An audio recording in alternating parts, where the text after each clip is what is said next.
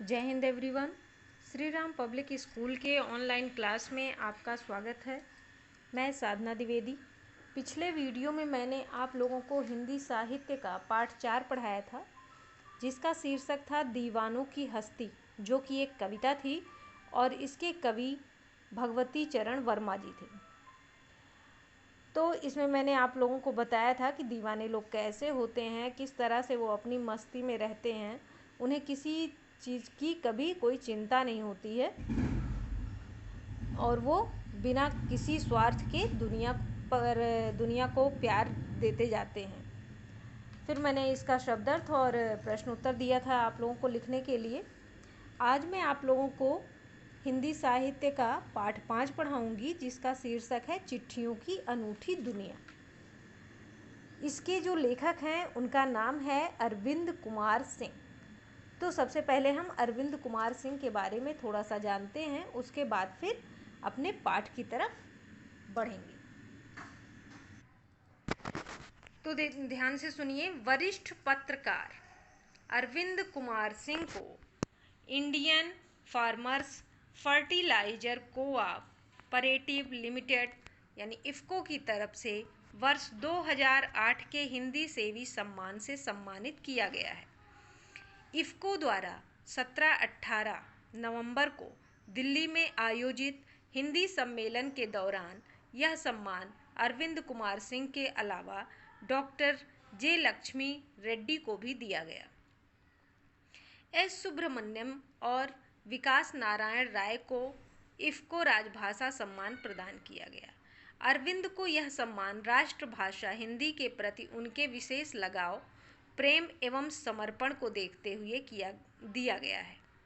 उल्लेखनीय है कि अरविंद द्वारा लिखित भारतीय डाक सदियों का सफ़रनामा किताब का प्रकाशन नेशनल बुक ट्रस्ट (NBT) ने किया। हिंदी में लिखी गई इस कविता का अंग्रेजी समेत कई भारतीय भाषाओं में अनुवाद किया जा चुका है। इस किताब के एक हिस्से चिट्ठियों की अनूठी दुनिया को राष्ट्रीय शैक्षिक अनुसंधान और प्रशिक्षण परिषद NCERT ने 8वीं क्लास की हिंदी की किताब में शामिल किया है।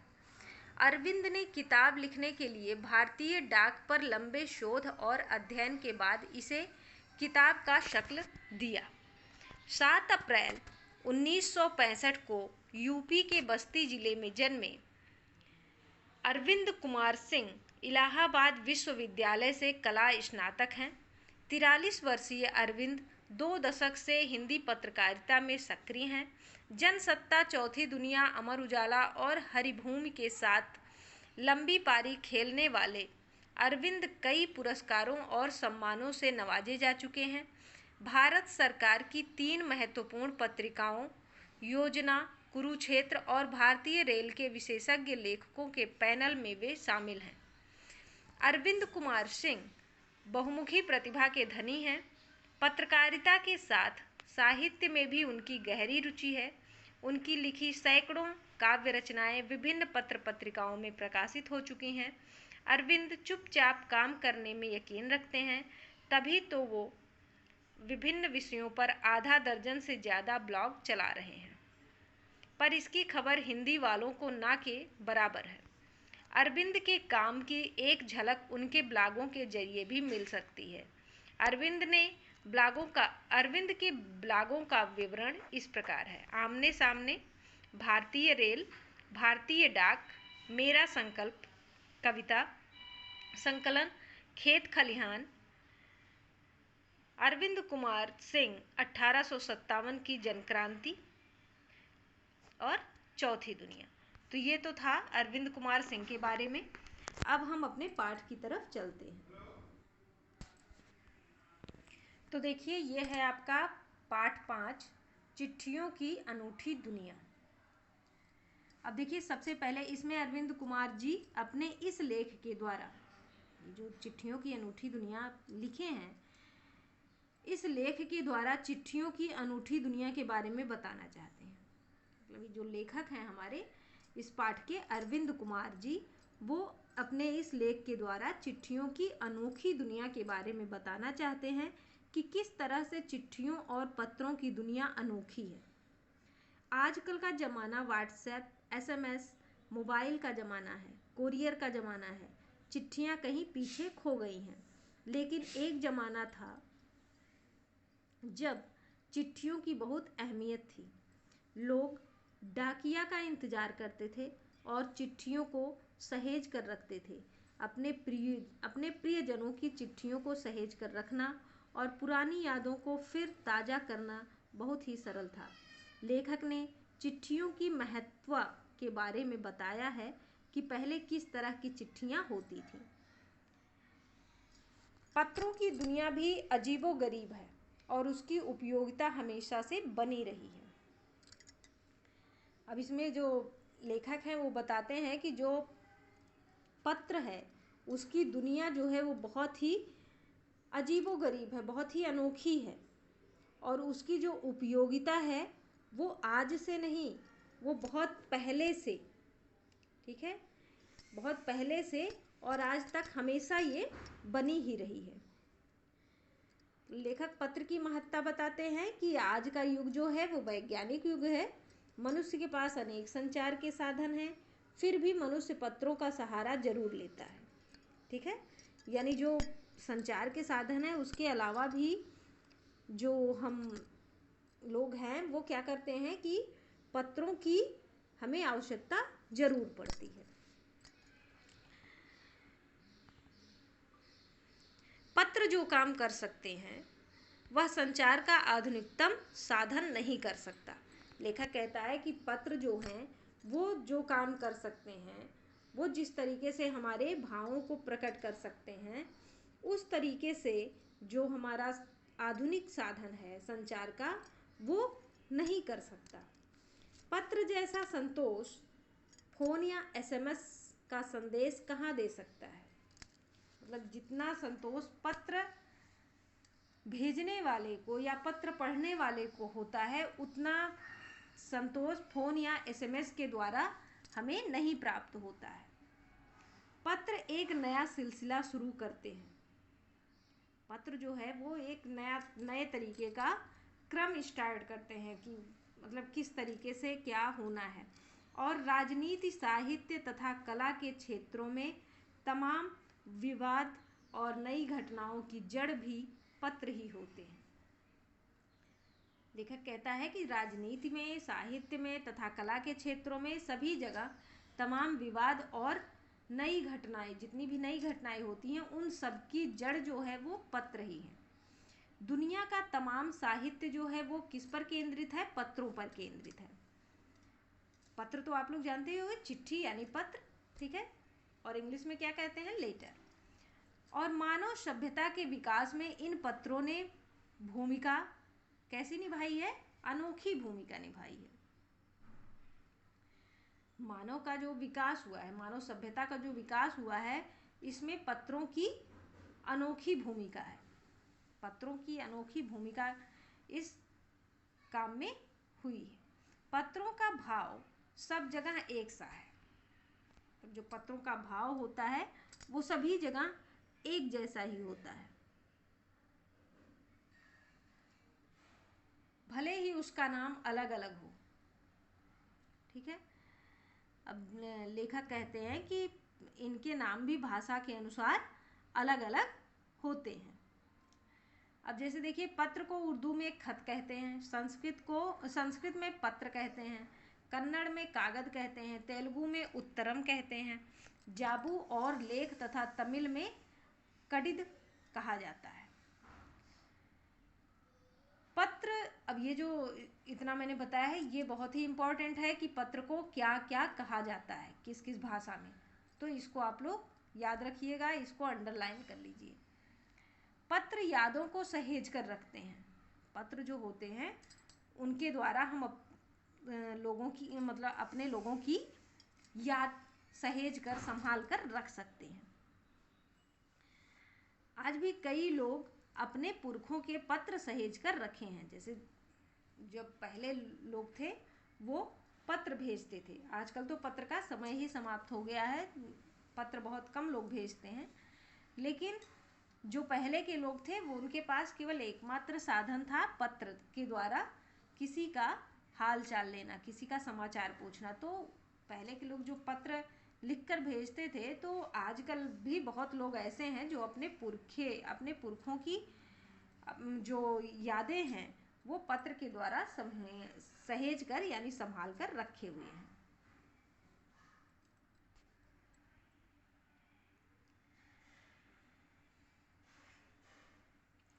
इसमें किसी को कोई संदेह नहीं, मतलब पत्र के द्वारा यादों को संभाल कर रखना, इस बात में किसी को कोई संदेह या शक नहीं हो सकता। हर एक की अपनी पत्र लेखन कला है, मतलब इस संसार में बहुत से लोग हैं, तो सबकी अपनी अपनी कला है पत्र लिखने की। सब अलग अलग तरीके से पत्र लिखते हैं और हर एक के पत्रों का अपना दायरा है, और जो भी लोग लिखते हैं उस पत्र का एक सीमा होता है।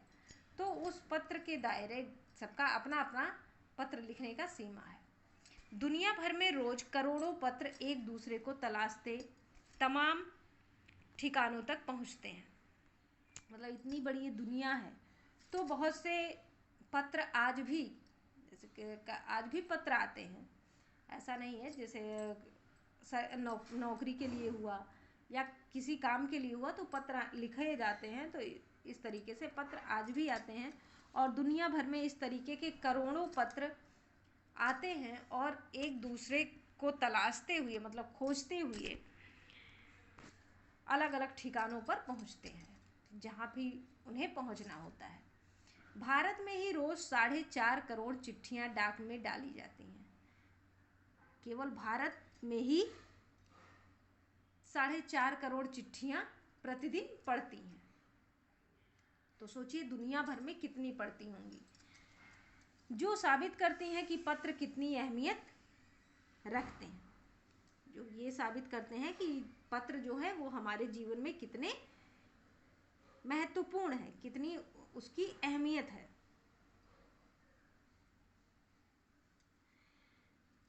देखिए, हमारे जो सैनिक हैं वो अपने घर वालों के पत्रों का इंतजार बड़ी बेसब्री से करते हैं।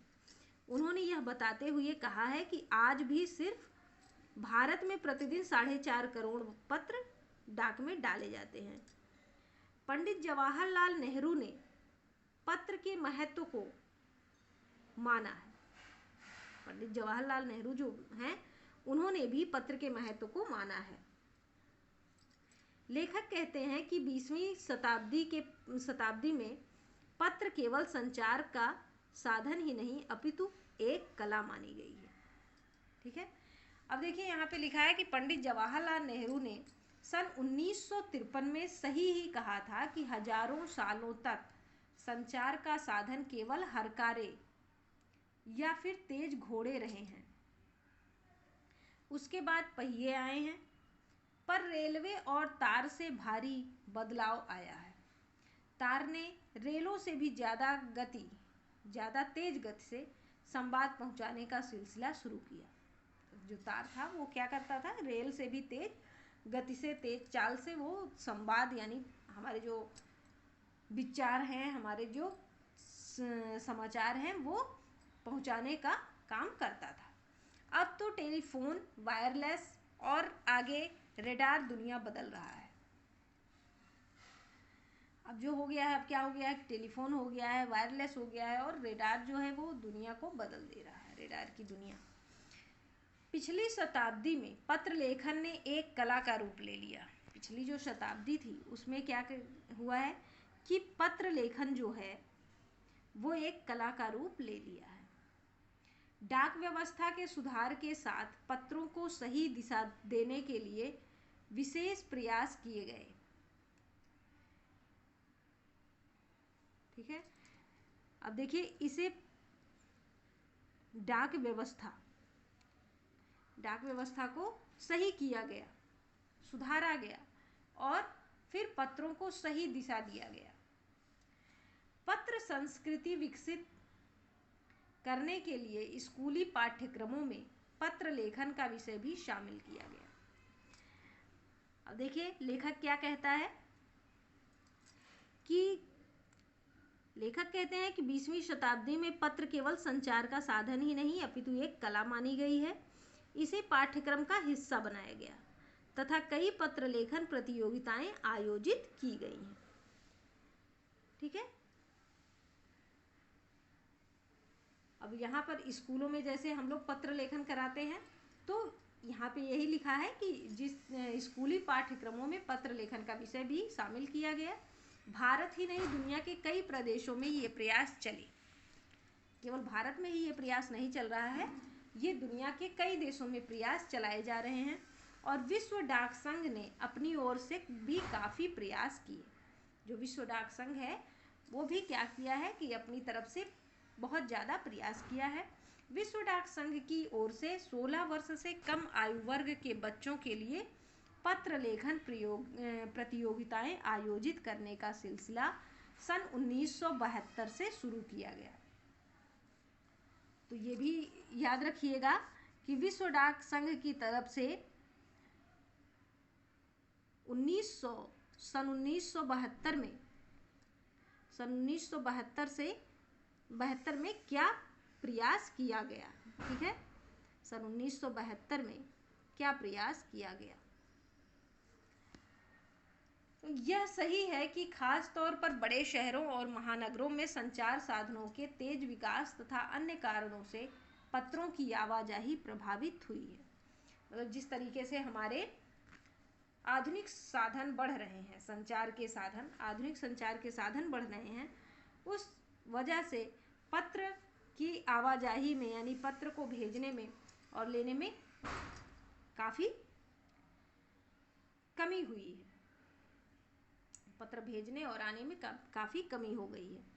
पर देहाती दुनिया आज भी चिट्ठियों से ही चल रही है, लेकिन बहुत सी जगह ऐसी है जहाँ पर लोग उतना फ़ोन या ईमेल का प्रयोग नहीं करते हैं, तो वहाँ पर अभी भी चिट्ठी का ही प्रयोग किया जाता है। फैक्स, ईमेल, टेलीफोन तथा मोबाइल ने चिट्ठियों की तेजी को रोका है, पर व्यापारिक डाक की संख्या लगातार बढ़ रही है।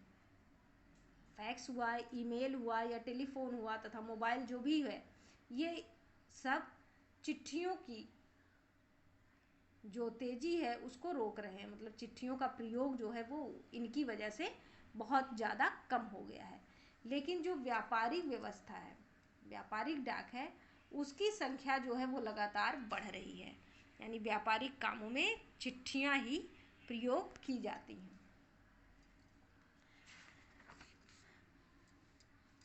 चिट्ठियाँ ही प्रयोग की जाती हैं। अब देखिए, जहाँ तक पत्रों का सवाल है, अगर आप बारीकी से उसकी तह में जाएं तो आपको ऐसा कोई नहीं मिलेगा जिसने कभी किसी को पत्र ना लिखा या ना लिखाया हो, या पत्रों का बेसब्री से जिसने इंतज़ार ना किया हो।